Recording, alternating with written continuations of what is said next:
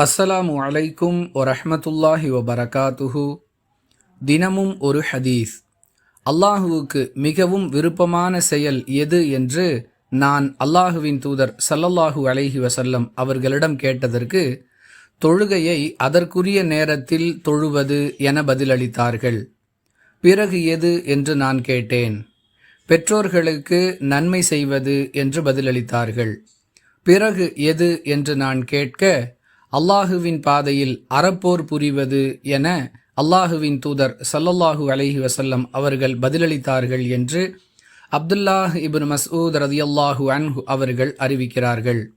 நூல் புகாரி, ஹதீஸ் எண் 527. அன்பிற்குரிய அல்லாஹுவின் நல்லடியார்களே, நம்மை சுற்றி வாழக்கூடிய மனிதர்களை திருப்திப்படுத்துவதற்காக அவர்களுக்கு பிடித்த செயல்களை செய்வதற்கு நாம் கடுமையாக முயற்சிக்கின்றோம்.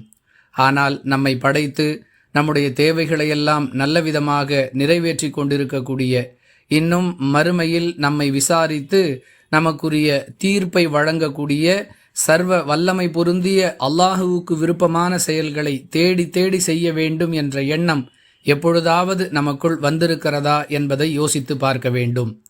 தொழுகையை அதற்குரிய நேரத்தில் தொழுது கொள்வது, பெற்றோர்களுக்கு நன்மை செய்வது, நம்மால் இயன்ற அளவிற்கு அல்லாஹுவின் மார்க்கத்தை பாதுகாப்பதற்காக அல்லாஹுவின் பாதையில் போராடுவது ஆகியவற்றின் மூலமாகவே நாம் அல்லாஹுவுக்கு விருப்பமான செயல்களை செய்தவர்களாக ஆக முடியும் என்று இந்த ஹதீஸின் மூலம் அறிந்து கொள்கிறோம்.